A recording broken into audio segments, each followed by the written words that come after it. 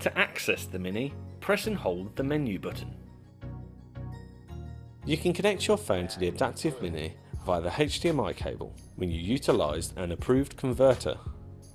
When connected, this will then automatically take over the display. Once it's connected, you can access all of your favourite apps and showcase them on the BMW's display. And with apps like Waze and Google Maps, once the orientation is changed on your phone, the same happens on your display. Holding the back button will access the front camera feed, allowing you to see whether the curb or any other obstacle in front of the vehicle is going to compromise your parking.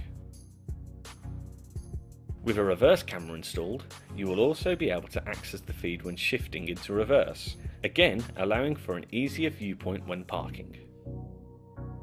When you exit the reverse gear, the front camera feed will automatically take over the display until you reach speeds of over 5 miles per hour.